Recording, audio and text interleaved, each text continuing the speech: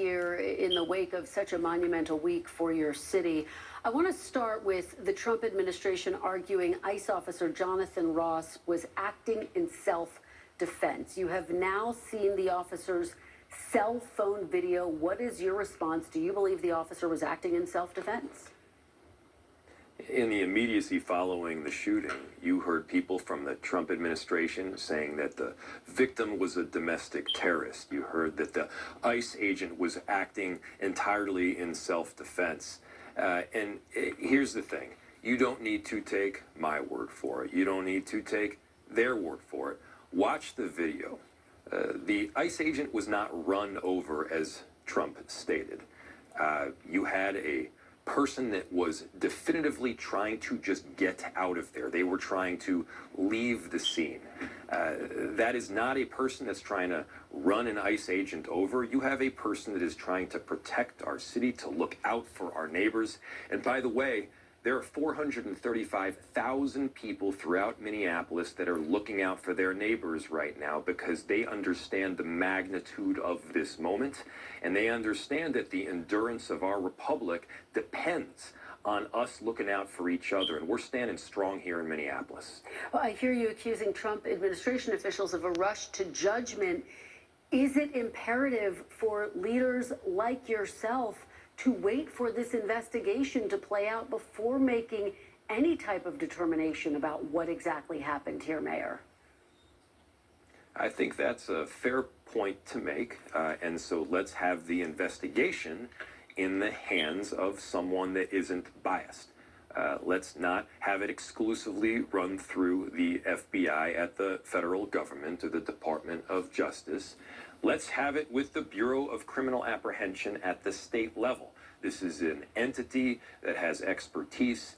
They have a long history of investigating cases just like this, and they have had investigations come, by the way, to both conclusions, with a charge and without a charge. We need to be doing this right now. We need to be doing this transparently. And what I was pushing back on from the very beginning was a narrative that had jumped to that conclusion right from the get-go. And when you've got a federal administration that is so quick to jump on a narrative as opposed to the truth, I think we all need to be speaking out. Will you accept the results of the FBI investigation, Mayor? You know, if it was an FBI investigation that was done jointly with an investigation from the Bureau of Criminal Apprehension, we could have had some trust that there were entities and individuals at the table that were properly reviewing the evidence. Look, I don't know what the results of the investigation will be. I don't know what the evidence behind the investigation will be, other than, of course, the videos that we've all seen with our own two eyes. What I will say is there is deep mistrust because so many of the things that we are hearing are not true. You know, again, obviously people can come to different conclusions and have different perspectives, but when there is debate about baseline facts, like for instance, did the ICE agent get run over? Guys, the answer is no, it didn't happen. Let me ask you, you told ICE, quote, to get the F out of Minneapolis. We are now seeing major protests all across the country, as you well know. I know that you've seen them as well. Do you bear any responsibility as a local leader, Mayor Frey, to bring down the temperature right now? Of course, I bear responsibility to bring down the temperature. That's part of my role as mayor. And by the way, protests here in Minneapolis are peaceful. We had, I don't know, 10,000 or so people that were protesting and marching yesterday, and virtually all of it was very peaceful expression of First Amendment rights. And, you know, to those that are offended, I'm sorry I offended their delicate ears, but as far as, you know, who inflamed the situation, you know, I dropped an F-bomb and they killed somebody.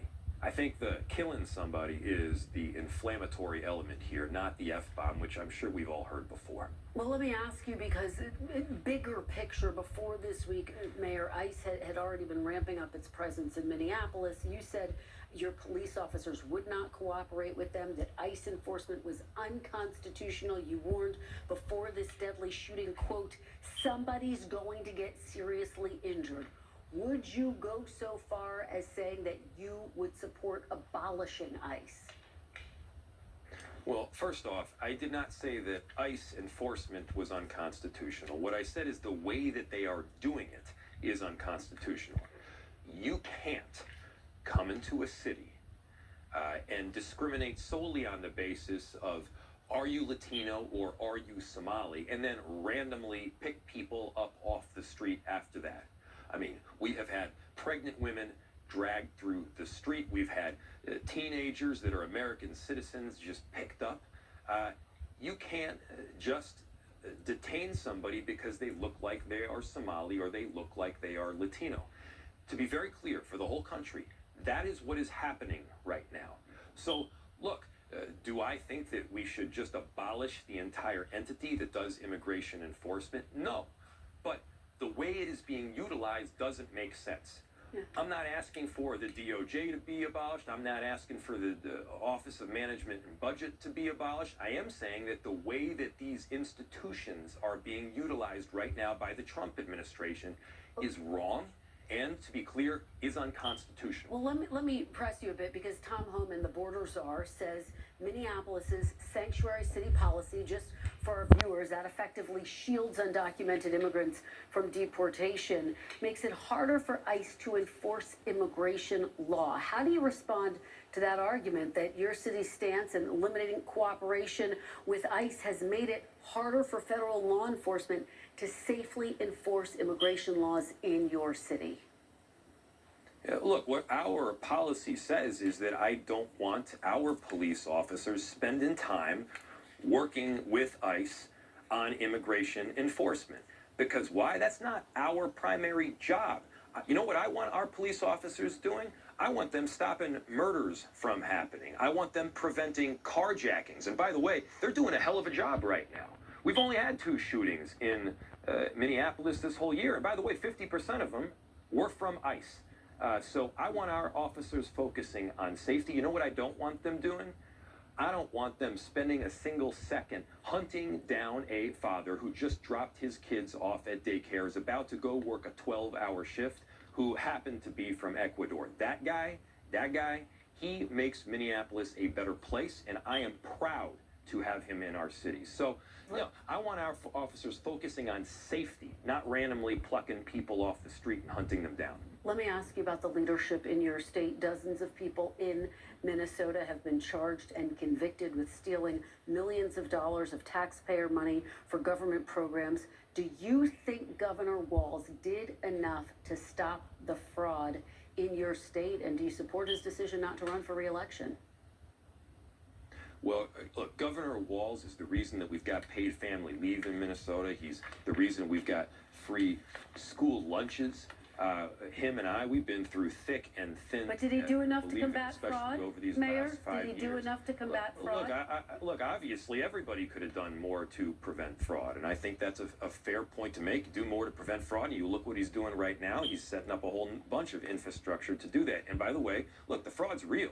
We've all got to acknowledge it. The fraud is very real, and by the way, when somebody commits fraud, and there are many that have done that, you investigate it, you charge, you prosecute, and you put the person in jail.